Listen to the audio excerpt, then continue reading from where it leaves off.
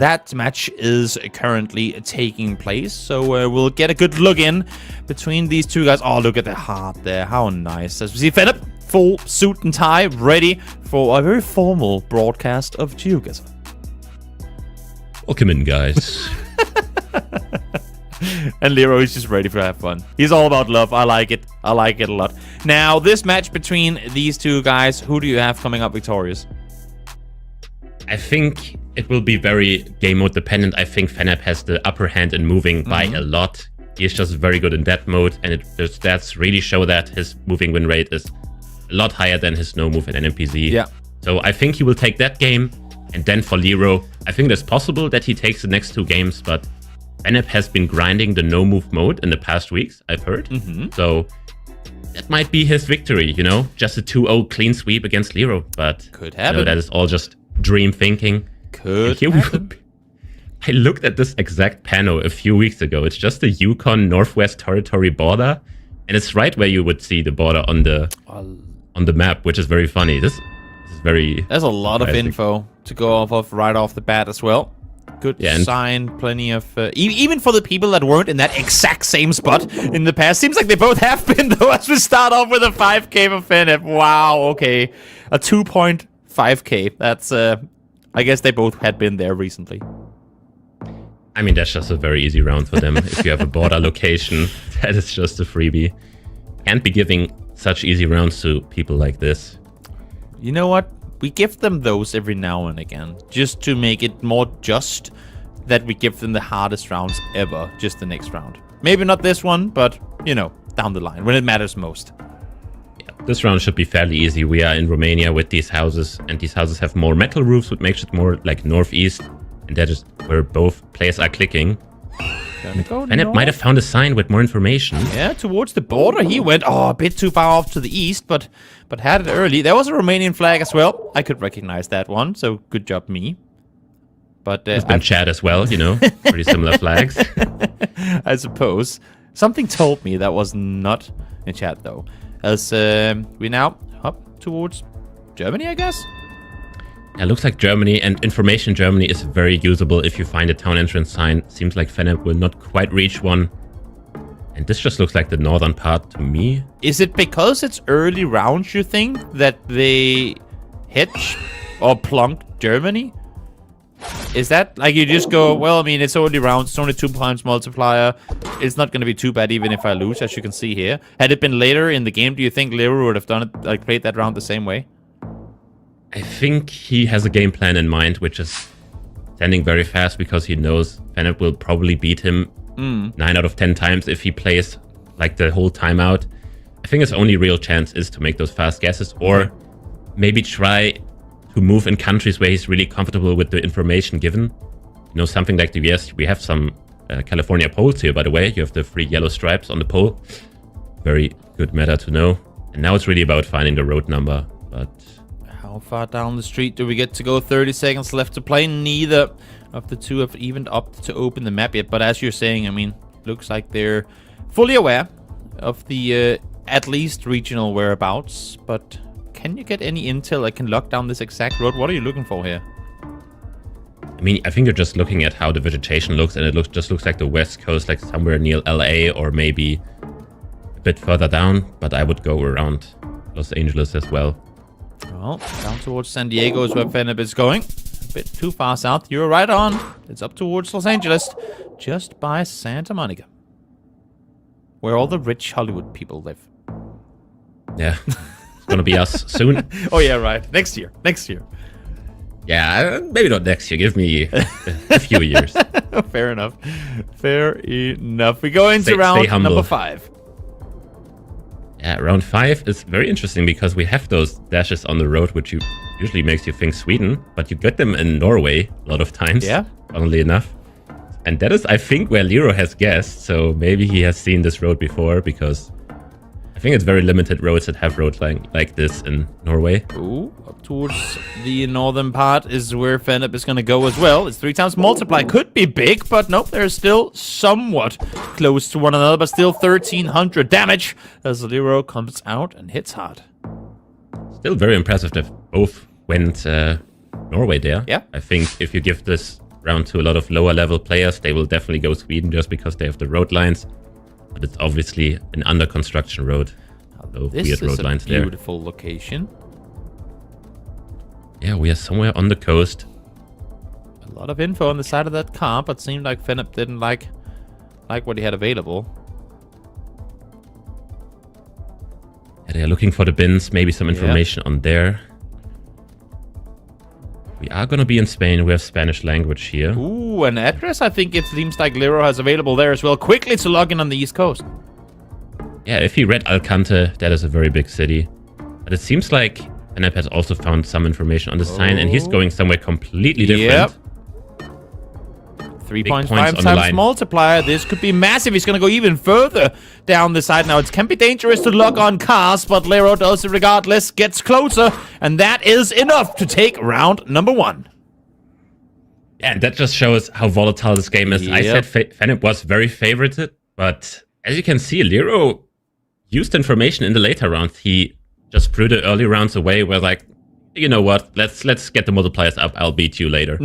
And kind of worked off. Now, I know that I'm nowhere near as good as you, or any of these guys for that matter, but I do want to say to the viewers out there who might also not be most experienced, you can't always, just because you see an address or a city on a car, just log in a city based on that, because we got to keep in mind sometimes that cars do move, and sometimes you get baited by that. Yeah, I would say like trucks were like, you know, craftsmen trucks, is usually pretty reliable, but big trucks are not reliable at all. I would advise strongly against using that. Especially in Brazil, you're going to be off by like 3,000 kilometers, I've heard. Happens to the best of us. Seems like Feneb is trying to line up a 5K here. Instantly, he was looking down towards the roadside. Again, you can see in the bottom left corner, setting the compass up to point straight north, and then trying to line up the road with Google Maps. And Leero doing the same thing here. There might be a 5K in the making. Oh, should we have the first 10K of the day, maybe? No, seems like they're too far apart. Yeah, they're very far apart. There's actually big points on the line. It might be like 2K points different here. Beep, beep. 600 kilometers apart, almost at least. Good thing for Feneb that this was in the early days of Game 2, because that could have been GG had it been later down the line. And it's always frustrating for people to get something like Kazakhstan, you know, wrong in that sense, just because it's such a small country that you could just learn all roads, realistically, but it's just learn all very roads. Time consuming. Guys, just know every panel. Guys, come on. just know everywhere, and you're pretty decent at GeoGuessr. Who would have thought? It's so easy to make it sound easy to learn. You know, it sounds ridiculous, but for some countries, it's just the standard these days. True. Not knowing every road in Kazakhstan, you're not doomed. a pro player. You are doomed. Yep, these guys are pretty darn good for a reason. There's a reason that they're the ones that make it here to the World League, and now we get to see exactly what they're worth. Both up towards Auckland and New Zealand, both are going to be right. But it's Leero once again, able to hit home here in round number 2. No damage done towards him so far, and Feneb closing under 4,500 health. Yeah, pretty respectable guesses by both there. As we go in.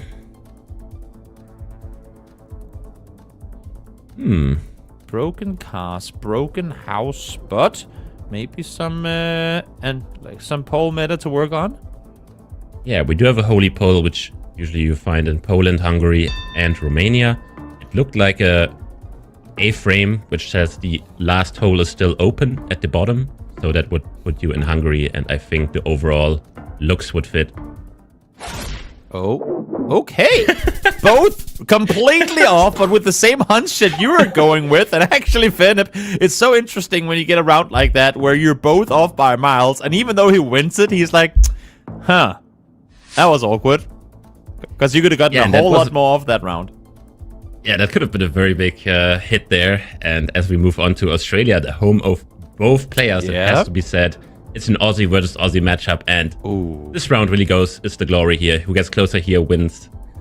Oh, is that what it is? We're just gonna end, like, regardless, we're ending this tournament or this match after this round, because this is the true decider. Yep. Of course, that's not gonna happen, but could be fun that if you do end up in a situation like that, then it's GG. Or we had added multipliers if one player is in their home country and the other isn't. So that other player gets an advantage. No, that's too much. I feel like it would be easier for some players than others. to have it be like that. But they're both in and around the right area. And again, no big damage coming through here. Actually, you know what? 600, a decent chunk, especially for Feneb, who's trying to claw back.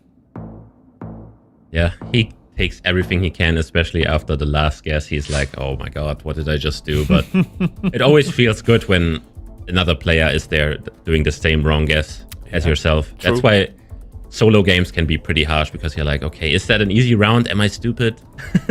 But it always feels good to be confirmed that you weren't the only one thinking that way. Yeah. It seems like this is again one of those where, oh, if you could just move up the road a little bit, then you would have all the info available. You can see the sign up there, but Feneb can't really make anything out of it. There's a lot of small signs here and there, but all of them perfectly far enough away that you can't really read anything on them.